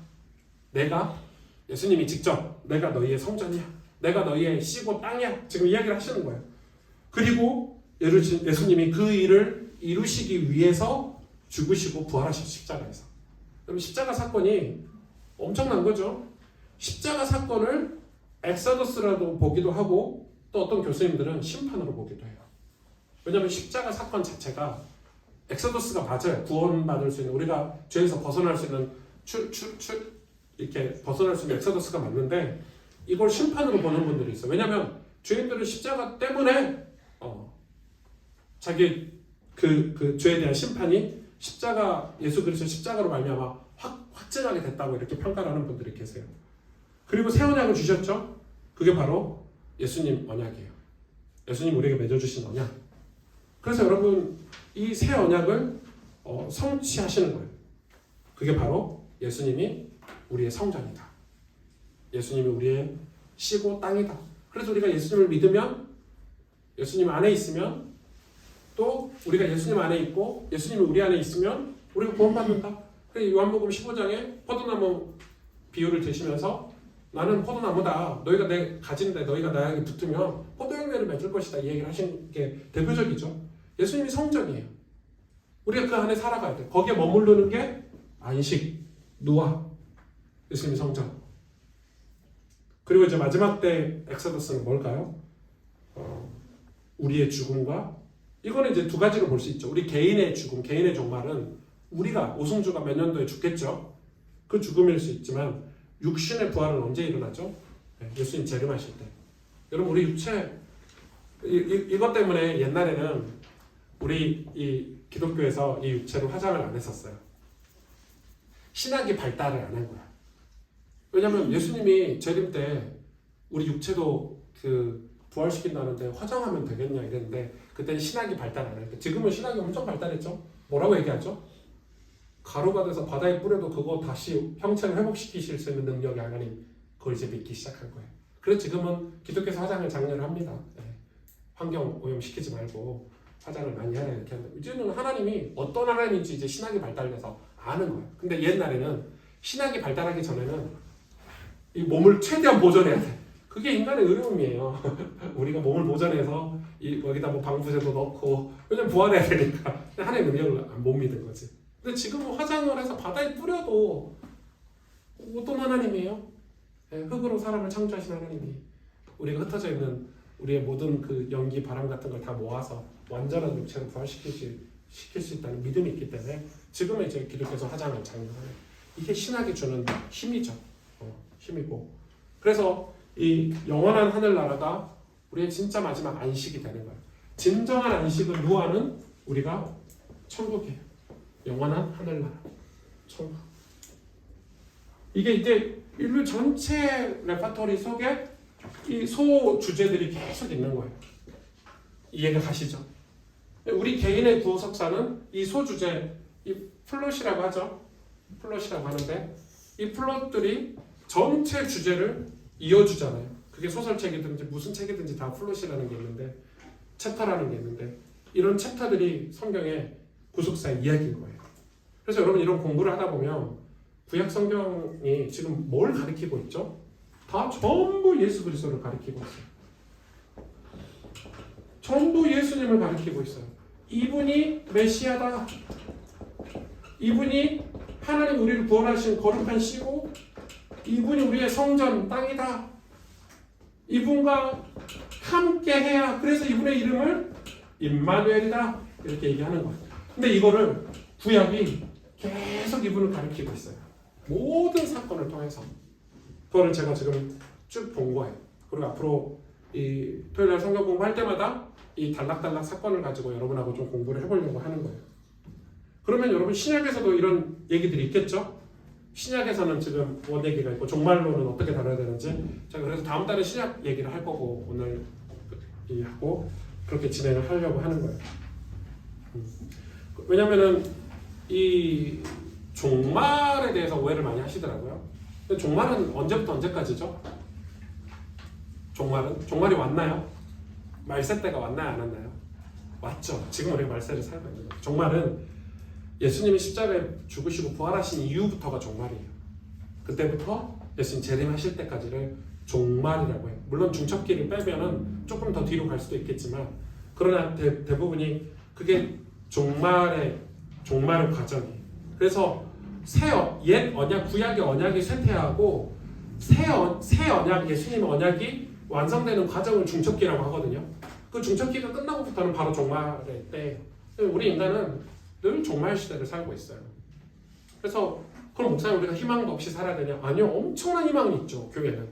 왜냐하면 이 플랫을 알고 이 역사를 알고 나면 교회는 심판이 언제 올지, 심판할 때는 하나님 무슨 일을 해야 되는지, 어떤 엑소더스가 있는지를 우리가 알고 있기 때문에 교회는 오히려 희망이 있죠. 교회가 깨어 있어야 될 이유, 교회가 복음을 전해야 될 이유를 발견하니까 오히려 교회가 희망이 있죠. 여러분이 이렇게 보면은 이제 몇 가지 질문을 해볼 수 있겠죠. 하나님의 백성이 잘해서 하나님의 약속이 이루어진 적이 있습니까? 없습니까? 단 한 번도 없어요. 이거는 여러분 우리가 하나님 우리 귀를 누르시려고 우리 자존심을 꺾으시려고 하시는 얘기인가요? 아니에요. 실제예요. 하나님의 백성이 잘해서 하나님의 약속이 이루어진 적이 없어요. 하나님의 백성은 항상 언약을 파괴하려고 해요. 이게 습성이에요. 어쩌면은 이게 죄인의 습성이에요. 항상 언약을 파괴하려고 하는 게 하나님 백성의 습성이에요. 이게 뭐다? 정상이다. 우리가 정상인 거죠. 저도 그래요. 저도 좀 부끄러운 얘기지만 저도 가끔은 쉬고 싶다 이런 생각이 있어요. 뭐 쉬고 싶다? 기도도 쉬고 싶고 설교도 쉬고 싶고 저 하나님 백성 맞잖아요. 저 언약의 백성 맞죠? 근데 저도 종종 쉬고 싶다. 그럴 때가 있어요. 근데 쉬지 못하는 이유는 다른 이유들이에요. 진짜 하나님이 저를 이끌고 가시는 거고 저와 함께 하시기 때문에 제가 어떤 심판이나 이런 거에 대한 긴장감 때문에 쉬지 못하는 거지, 인간 자체로는 저도 쉬고 싶고 놀고 싶고 어디 설교 안 하는데 가서 한 6개월만 있다 왔으면 좋겠다 그런 생각도 많이 하고, 막상 그러라고 하면 그러지 못하겠지만, 그래서 교회가 문 안 닫고 있는 이유 중에 하나라고 봐요. 왜냐면 하나님의 백성이 항상 약속을 파기하는 이런 습성 때문에 교회가 문 안 닫고 있는 거예요. 만약에 이게 없다면 교회가 있을 이유가 없고, 우리가 이렇게 전도할 이유도 없고, 우리가 이 하나님의 영광을 위해서 우리가 이 신실한 그리스도의 종으로 핍박과 고난과 연단이라는 것을 할 필요조차가 없겠죠. 근데 언약을 항상 파기해요. 이 신약에 와서도 그렇고 요즘 때도 그래요. 미국에 조나단 에드워드 목사님 이런 분들을 통해서 미국의 영적인 대각성운동이 일어나서 미국 교회 그 당시 영적 대각성운동의 기록들을 보면요, 드디어 미국에 하나님 나라가 임했다, 끝났다 이렇게 했거든 다들. 근데 얼마 못 갔어요. 또 타락하잖아요. 우리나라 보세요. 평양 대부흥운동이 어디서 시작했죠? 강원도 원산에서 시작했거든요. 이 외국 선교사가 자기 죄를 회개하면서 거기서 불이 지펴져서 하디 선교사였나요? 그 선교사가 원산에서 설교할 때 회개하면서 그게 불이 도화선이 이렇게 그 전에 하나님이 이미 준비하셨어. 왜 신학교 평양 신학교에서 목회자들을 양성하고 또 수많은 말씀 사경회를 전국에 일으키면서 준비돼 있다가 거기에 불을 딱 지핀 게 회개예요. 회개. 그 회개 기도를 통해서 평양 대부흥 운동으로 전국이 퍼졌죠. 그때 다들 그랬어요. 동방의 예루살렘 어디가요? 평양이. 지금 공산주의의 꽃을 피우고 있잖아요. 네. 우상숭배 꽃을 피우고 있잖아요. 네. 김일성 동상이 세워졌고 거기에 네. 평양신학교 자리에 뭐 끝내주죠. 그러니까 인간은 항상 언약을 파기해요. 그게 우리의 역사예요. 저는. 그리고 이걸 우리가 알고 있는 거예요. 그런데 하나님은 이 언약에 신실하시기 때문에 사람은 망가뜨리면 하나님은 세우시는 거예요. 이게 우리의 소망인 거예요. 사람은 언약을 망가뜨리는데 하나님은 언약에 신실하기 때문에 그 언약을 세우세요. 우리는 무너뜨리면 하나님은 세우고 저희 집에 그 애들 놀이방이 윤배이 놀이방 장난감방이 있는데 애들은 어지르고 저는 치우고 아침에 치우고 나왔거든요. 아마 저녁에 가면 또 어지러져 있겠죠. 뭐 그런 거예요. 하나님 세우시는 거예요. 이 일에 목회자가 쓰임받고 교회가 쓰임받는 거예요. 이 교회를 지키는 게 마태복음 25장에 나와 있잖아요. 이 다음 달 강의 내용이에요. 다음 달 제자훈련 할 내용이에요. 네. 그래서 그러는 거예요. 지극히 작은 자 중에 한 명. 예수님이 말씀하셨어요. 지극히 내 형제 중에 지극히 작은 자 이렇게 얘기했거든요. 저는 그 말씀이 진짜 은혜가 되는 거예요. 이 복음을 지키고 복음을 전하기 위해서 헌신한 우리가 굳이 가인이 될 필요가 없고 우리가 굳이 네피림 시대에 타락한 이스라엘이 될 필요가 없고 셈의 후손이 될 필요가 없고 우리가 노아가 되면 더 좋고 우리가 모세가 되면 더 좋고 우리가 요셉이 되면 좋겠잖아요. 그러니까 교회가 심판 때 이 하나님 앞에 복음을 전할 수 있도록 우리가 쓰임 받을 수 있는 존재. 그래서 하나님과 언약을 맺는 관계가 되면 얼마나 감사한 일이겠습니까? 그게 저는 은혜라고 생각을 해요. 여러분 그래서 그런 은혜들을 여러분이 가지고 있으면 좋을 것 같고요. 자, 이 강의는 끝났고요. 조금 복음의 언약적 성격들을 다음 달 한 5월 달까지 좀 다룰 거예요. 다음 달에 신약을 좀 공부를 해보겠습니다. 광고를 하나 드리면 이 나눔지 뒤편에 보시면요. 뒷장에 보시면 가스펠교회 전반기 전도 스텝. 목사님 이 전도 스텝은 누가 붙인 단어니까 제가 붙였습니다. 회의도 안 했습니다. 장로님들하고 회의도 안 했고요. 교육자들하고도 특별히 회의를 하지 않았습니다.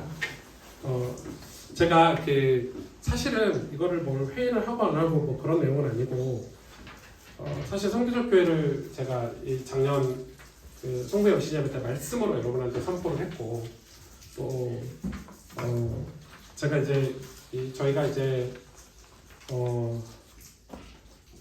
교단 이슈가 있고 나서 이제 저희 교회가 어떤 교회가 돼야 될까 이런 고민들을 많이 했고 하나님 앞에서 질문도 많이 했고 고민하다가 제가 빠르게 회복해야 될 게 저희 교회가 선교 더 정확히 말하면 전도를 빠르게 회복해야 되겠다고 저는 좀 생각이 들었고 이걸 계속 기도했고 이 방학 때 내내 제가 세미나를 다녔어요. 세미나를 다녔고 또 이거에 관련된 책들 이런 책들도 제가 계속 공부를 해서 저희가 원래 교회가 하고 있던 프로그램들 있잖아요. 뭐 새벽 집회나 뭐 야유회나 말씀 사경 이런 것들을 이 전도로 좀 엮었으면 좋겠다 이런 마음이 있었고 이거에 대해서 조금 이 프로그램을 일본 프로그램이라고 하긴 좀 그렇지만 이 사역을 하고 있는 교회 어른들 목사님을 좀 찾아뵙고 인터뷰를 좀 했어요.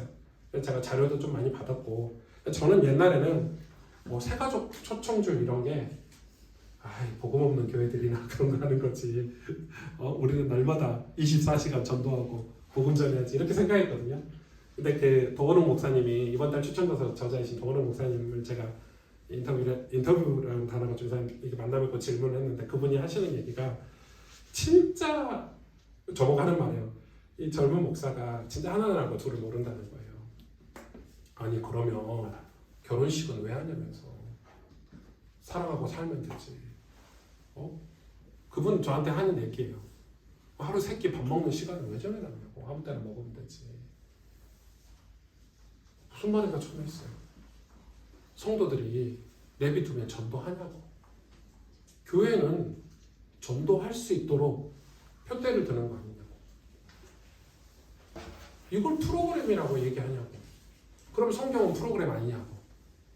성경은 때와 시가 있고 성경은 사건이 있는데 그럼 교회가 성도들에게 이 교회를 다니면서 전도할 수 있도록 권면하고 안내하는 게 교회 역할 아니냐고. 그러면 이 프로그램에 아무것도 없으면 성도들은 그냥 예배만 드리고 왔다 갔다 하지 누가 전도에 가슴이 불이 붙어서 전도하냐는 거야. 어디 새가족 초청주일 이런 행사를 프로그램이라고 매도하냐고. 그건 진짜 잘못된 복음주의라고 얘기하는 거야. 그러고 이런 분들 보니까 전부 다 하고 있는 게 뭐냐면 교회에서 이 새가족 초청주의를 다 하고 있는 거야. 새가족 초청주의를 프로그램으로 하는 게 아니라 1년 스케줄을 가지고 하는 거예요.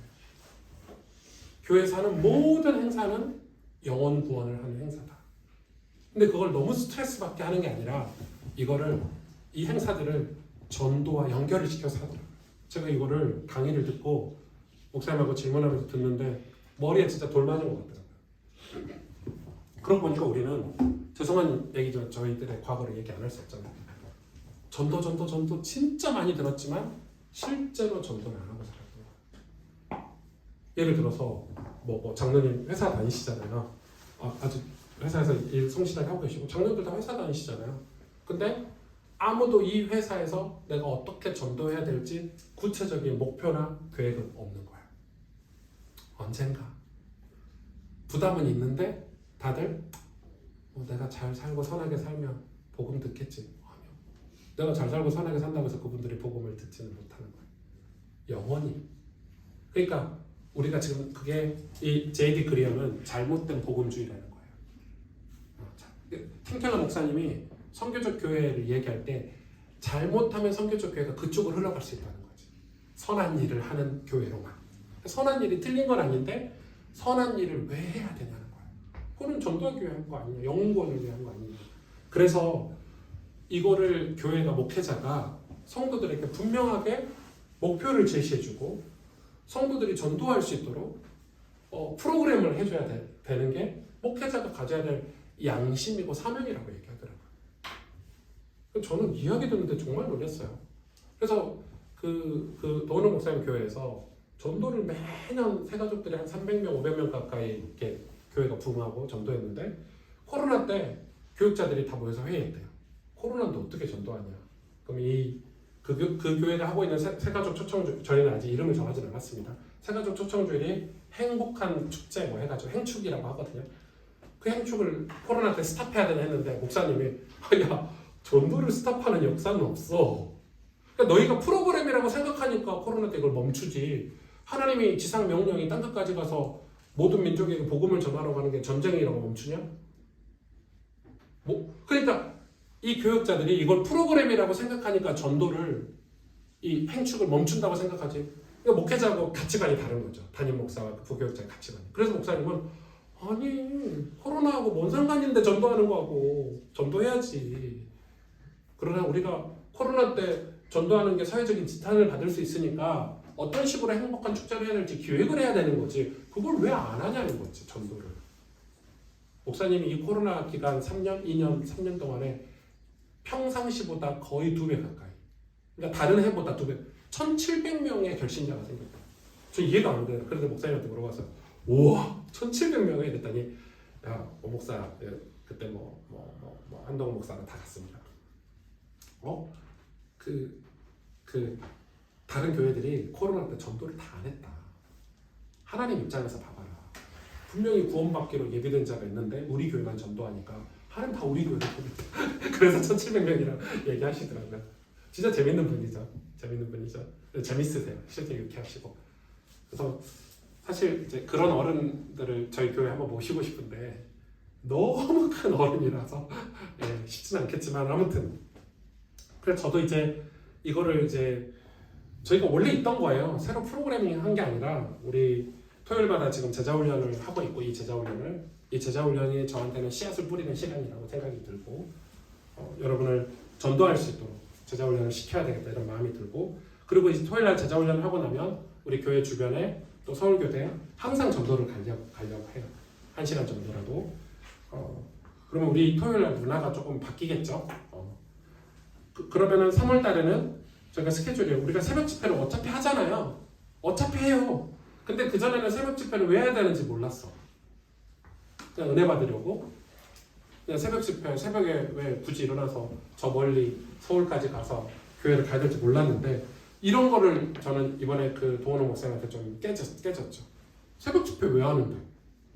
특별 새벽 집회를 도대체 뭐 하려고 하냐고. 뭐 부자 되게 하려고?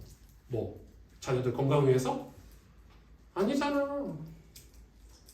특별 새벽 집회 이런 거를 활용해서 태신자 명단도 받고 우리가 이 사람들의 구원받을 수 있도록 우리 하나님 앞에 기도하는 시간 아니냐? 이렇게 얘기하시더라고요. 제가 완전 하고 있었는데 그런 마음으로 저는 했는데 성도들한테 그걸 더 구체적으로 분명하게 주라는 거예요. 그러니까 이번 특별 새벽 집회는 어차피 하니까 이때 저희가 태신자 명단도 받고 우리 성도들이랑 같이 금식도 하고 예를 들어 여러분 부모님들 중에 예수 안 믿는 사람들 있으면 그 명단 다 제출하고 우리 게시판에 전부 붙이고 기도 제목으로 그리고 우리 같이 기도하는 거예요. 이 영혼을 구원시켜달라고.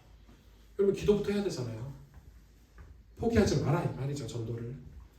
그리고 우리가 4월달부터 7월까지 나눔터 대신방을 할 겁니다. 나눔터는 새가족들이 왔을 때 집이어야 돼. 집. 우리 집. 교회가 우리 교회가 이제 집이긴 어려워요. 우리 교회가 이제 대가족이 됐어. 우리 교회가 커졌어. 이제 우리 교회가 누가 새가족이 왔는데 우리가 단톡방에 128명이나 있는데 생일 축하합니다 할 수 없잖아. 할 수 있어요? 이제 못해요. 거기다가 아유 우리 누구 권사님 생일 축하합니다 하면 128명을 그런 건 이제 힘든 거야. 서로 이제 단톡방 나가고 난리가 나겠지. 그래서 생일 축하도 이제 소그룹에서 해주셔야 돼요. 생일 축하도 해주시고 서로 돌봐주시고 이제는 이 나눔터는 우리한테 집이야 집. 옥토밭이 돼야 돼. 거기서 은혜도 나누시고 마음도 위로해 주시고 그러니까 나눔지기들이 그 사역을 해주시는 거예요. 또 목회자들이 우리가 많지가 않잖아요. 그럼 교육자들 불러서 신방도 같이 하고 그리고 여러분 교회에서 예배 시간이 끝나고 나서 오늘 말씀 뭐 들었어요? 이것도 맞아. 중요해. 그런데 그거가 더 큰 본질은 아니에요. 그것만으로 해서 말씀이 서로 담기지 않아요. 그래서 여러분이 무슨 일이 있을 때 같이 식사도 한 번씩 하시고 서로 교제도 하시고 그래서 나눔터를 숫자를 확 줄인 거예요. 숫자가 많으면 그걸 못하니까 줄여준 거예요. 그래서 여러분 같이 교제하시고 그래서 그 나눔터가 집이다. 우리 교회 안에 있는 작은 집이다. 이렇게 생각을 하시면 좋겠고 거기서 옥토밭이 다 돼야 돼요. 간증도 하시고 궁금한 거 질문들 답변도 할 수 있고 거기서 제자훈련이 다 거기서 일어나야 돼요. 사실은 그런 거죠. 그것들 이번에 대신방 할 때 제가 이 나눔터별로 대신방 할 때 같이 예배드리면서 이런 말씀들을 좀 나누게 될 거고 그리고 5월 달에는 저희가 교회 행사들이 많아요. 뭐 어린이 주일도 있고 어버이 주일도 있고 하는 주일들도 있지만 제 생각에는 5월 달에는 태신자들을 위해서 전도할 수 있도록 그래서 여러분이 여러분 그 태신자들에게 용기를 내서 전도할 수 있도록 그래서 이제 6월 달부터는 전도한 분들을 초대할 수 있는 행사들이 몇 개가 있어요. 6월 달 야유회 같은 거.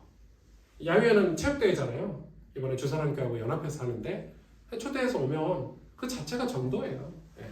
와서 축구도 같이 하고 또 게임도 하고 우리 교회가 이 교회가 좋은 교회구나 이렇게 느낌도 받는 거죠. 인사도 하고 같이 점심도 먹고 야유회가 그냥 교제하는 시간으로 그러니까 워밍업 같은 느낌이 드는 거죠. 그리고 8월달에 있을 말씀 사경회 때 또 초대할 수 있겠죠. 그러면 그때 복음에 대해서 은혜를 나누고 또 같이 찬양도 하고 우리 보통 이럴 때 집회 가서 다 은혜 받죠. 여러분 예수님에 대한 확신 언제 다 가지셨어요? 집에서 가지셨나요? 아니죠. 전부 집회 가서 받으셨죠. 수련회 가서 다 받으셨잖아요. 수련회인 거 우리한테는 이 말씀 사경회가. 그리고 저의 고민은 이제 저희 교육자들이나 우리 청년 리더들은 목사님 새가족 초청주의를 좀 뒤로 갑시다. 급하게 하지 맙시다. 뭐 가을로 갑시다 이런 저도 그게 좀 고민이었어요. 그런 고민이어서 했는데 이제 이 행사를 먼저 하시는 교회들에게 이제 문의를 했더니 절대 뒤로 가면 안 된다는 거예요. 그래서 제가 그 이유들을 몇 개를 얘기해 주시는데 일단은 하반기 때는 교회가 행정 준비하는 거나 크리스마스나 이런 걸 한다면서 되게 바쁘다는 거예요. 그리고 이게 너무 길게 가면 누주해지고 그래서 이거를 전반기 때 끝내는 게 되게 좋다고 얘기를 다 해주시더라고요. 그래서 저도 이거 처음 해봐요.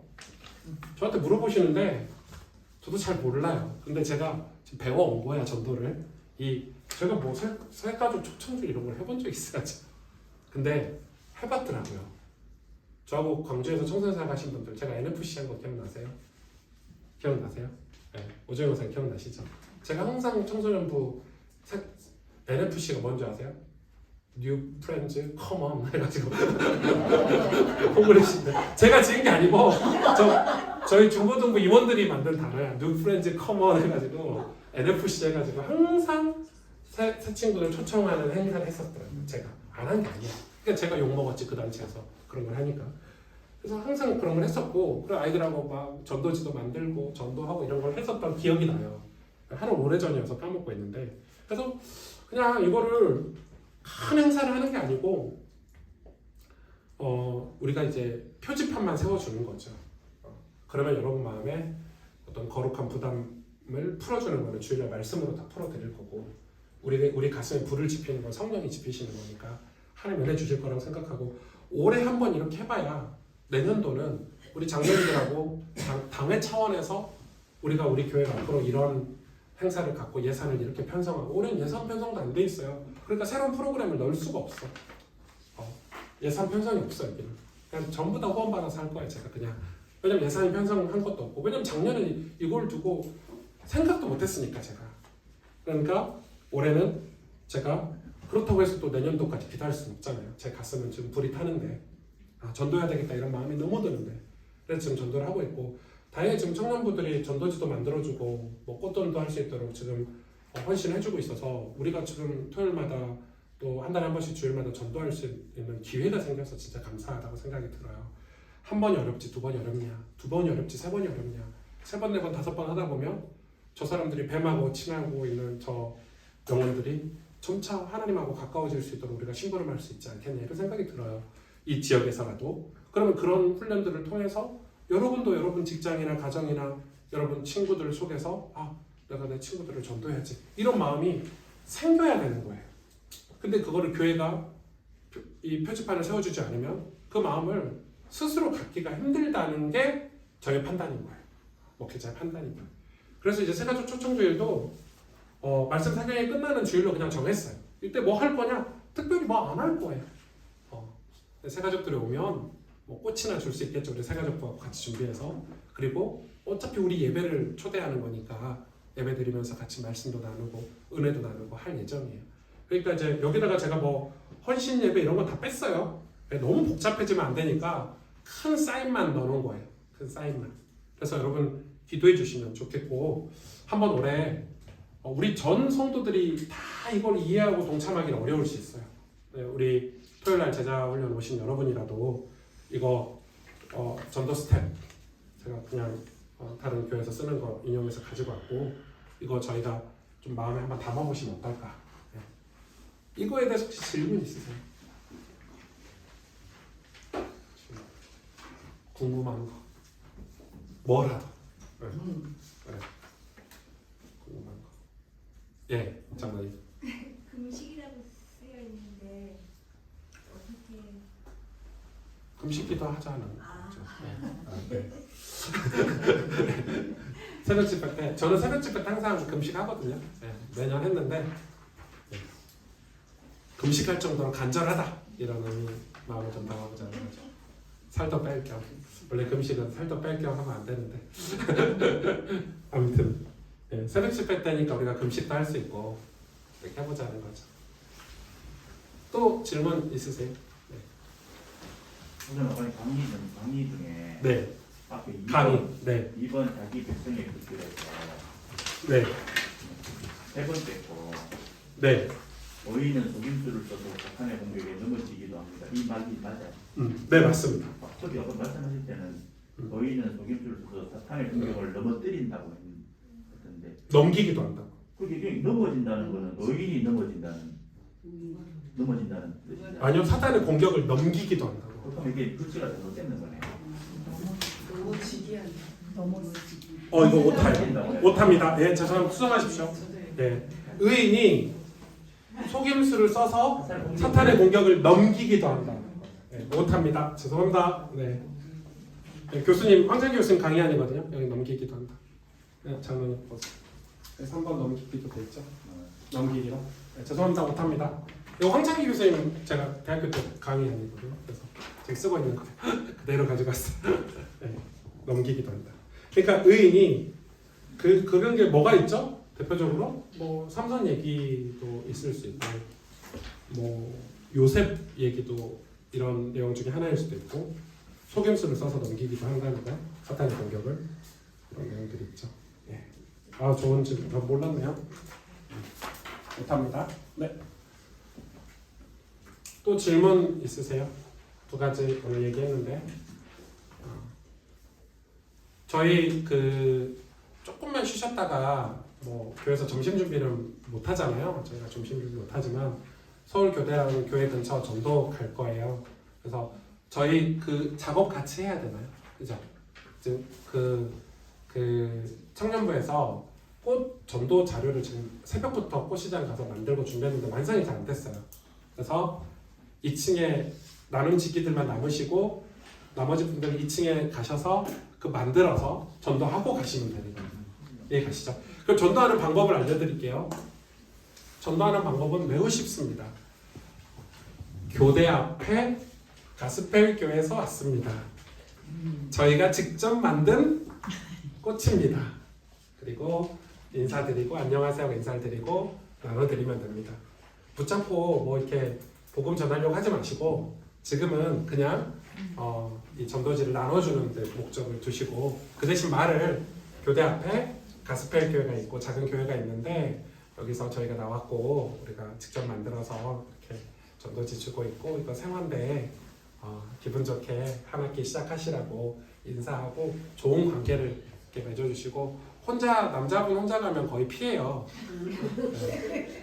제가 어제 전도지 주로 저희 성민가사랑 저랑 덕현사랑 갔는데 일단 저는 경계부터 하더라고요. 그래서 누구지 하람이 데리고 가서 하람이랑 성민가사가 주는 거 다 받더라고요. 아이가 주니까.